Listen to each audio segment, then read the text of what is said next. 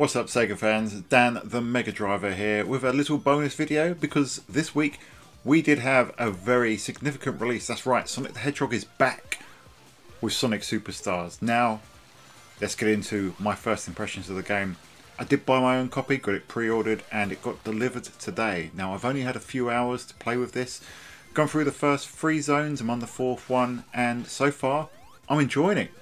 It's not perfect though, it has its few niggles. So let's get into it. Now first off, the niggles that I have, probably worth talking about right now. The art design, I feel is a little uninspired for Sonic. I'm only on the 4th zone, which is the Casino Night sort of zone, Casino Carnival I believe it's called. And that's starting to pick up a little bit. But you compare that to the classic games or Sonic Mania, even the 3D like Sonic Adventure Sonics, and the art design leaves a little to be desired. It's not bad per se. It's just a little uninspired, let's say.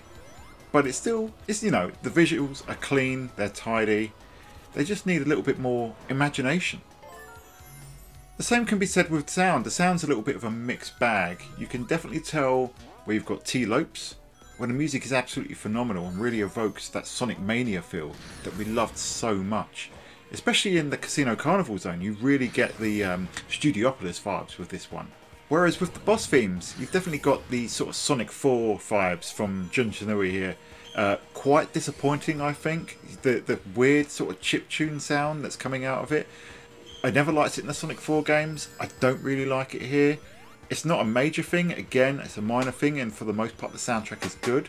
But again, you do get the feeling that it's a little uninspired and Jun's just kind of phoning it in here. But, you know, graphics and sound, you know, we're talking about a classic Sonic game here. This is a game that's meant to evoke feelings of the past. Let's talk about the gameplay. Now, the game goes through standard Sonic fare. You've got mostly 2 acts per zone. I do like the way it mixes it up a bit. So you've got your Act 1, which is your intro act. Like Sonic 3, you have a mini-boss in between. That mini-boss is more of a minor boss. It's not really mini because what they do is they have these gigantic flickies or penguins or birds or animals in them, which I think is actually really cool. So you have your first act and then you have your second act where you fight Dr. Robotnik or Dr. Eggman for you new kids out there. And I think that's really cool. So that harkens back to the original games. Now, what I find is interesting is characters actually have their own character-specific acts. So in the Jungle Zone, Sonic actually has his own specific act, which is really cool. And that adds to the replay value. And replay value I think is going to be very high with this game. I think I'm going to spend a lot of time into this one, and there's a lot of reasons why. Now there are special stages, as you'd expect. The Emerald style special stages are very odd. I do find them strange. They're kind of like you're hooking onto orbs in the sky and kind of floating through the levels, and I haven't quite got the rhythm right yet. I got the first 3 emeralds without a problem, and then when I got to the 4th, that's where I kind of fell apart. But they're interesting. I'm not sure if I like them or not yet, but you've got your special stages. You've got to go through the zones and find the giant rings. Going through the giant rings also gives you, if you've got the Chaos Emeralds from that zone, we'll come back to that in a second, but if you've got the Chaos Emeralds in that zone, then the special stages give you emblems. I look like Sonic Origins did. And those emblems allow you to purchase stuff from the shop. Again, we'll get into that in a bit. Now, when I was saying there's only a single emerald per zone, again, that's very much like Sonic 4. That's the second time I mentioned Sonic 4 here, isn't it? It's a lot like Sonic 4 in that you have 1 emerald per zone, and when you keep revisiting the special stage rings, you'll just go back to that same special stage, but you'll get different bonuses for it. It's kind of cool. It's going to force you to explore every zone and get every emerald from those zones rather than just, say, in the older Sonic games or Sonic Mania, Sonic 3, where you can just rinse and repeat, find that one special stage, like Naoto Ohshima and Sonic Mania is right at the beginning of the stage, and just rinse and repeat, get the Chaos Emeralds and just do it cheaply that way. So this game's not going to allow that, which is a good thing. There are more than the standard special stages though. You do have these harking back to the old Sonic 1 special stages, so the rotating maze-like stages. Again, you can get those at the star posts, and they give you some bonus coins. Now, the coins, as again I mentioned before, you spend those in the shop. The shop is in the world map, which you can access by in between acts by pressing the X button. fairly standard. Again, lacking a little bit of imagination here. But the world map is just, you know, you walk along, you can select any of the 3 zones and just walk in the door. It's not something like Sonic Advance 3, which had a really cool zone selection sort of mechanic in there. This one is just, here's the zones, here's the acts, just walk in them, which I think is, you know, a little bit of a disappointment, but it's not a major one. The shop is interesting. It's mostly buying parts for your robot that you're going to use in multiplayer mode. I haven't played the multiplayer game yet. I've only been playing in single player. I did try and rope for some of my family and they weren't very interested. Maybe my youngest daughter will, down the line. But anyway, I've only played this in single player. I haven't really used much of the shop yet. So, lastly, how does it play? Well, it plays well. The weird physics of Sonic 4, or the even weirder ones, I did find them even weirder in Sonic Generations. They're almost completely gone, but not quite. This isn't as crisp and tight as Sonic Mania. It doesn't handle quite like that. The feeling of momentum is definitely there, and it's much improved over the 2 games that I just mentioned, but it's not as good as Sonic Mania.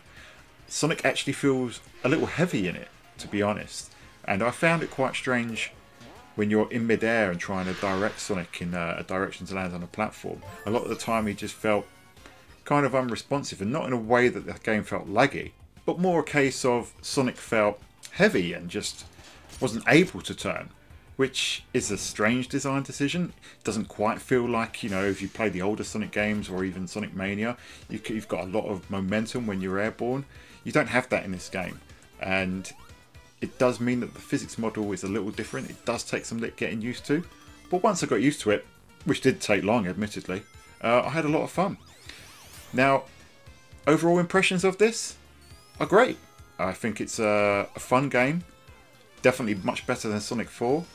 Not as good as Sonic Mania, not as good as the classic games, but you know, it's a fun time. It's a solid 7 or 8 out of 10 so far. Really enjoying it.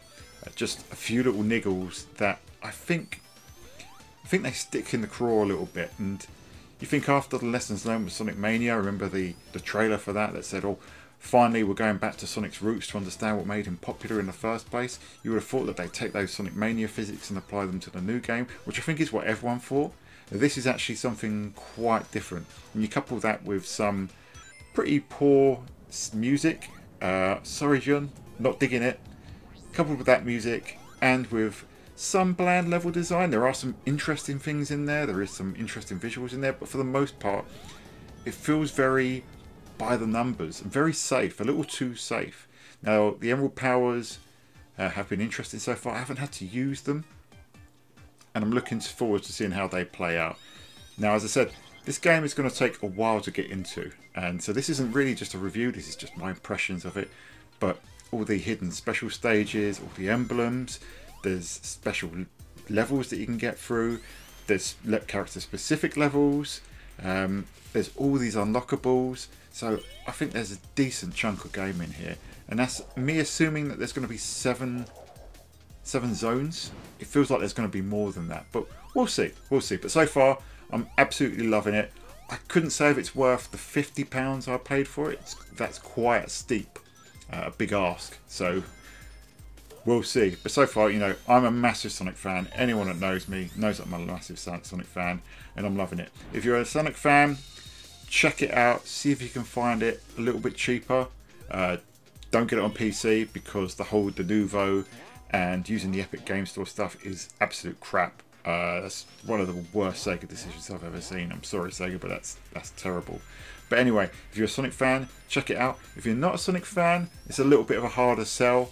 It's not going to win you round. It's just a fun little platformer. Should have probably been £20 on the digital store, but there we go. Anyway, that's all I'm going to say for that. I've rambled on for 9 or 10 minutes here. Hope you've enjoyed this little impromptu video. My thoughts just freestyling, not really got a script or anything here. But if you did enjoy this, please let us know. Give us a like. Mention in the comments below, have you played this game? Have you been enjoying it? Would love to hear your thoughts on it. So please get in contact. Either in the comments below or reach out to me on Twitter. You can get me at super_D. You can find my friend and my podcast partner, James the Segaholic, at the Segaholic. You can find the channel at Sega Guys. But hey, This has been Dan the Mega Driver. Hope you've enjoyed this. I will see you on the Sega side.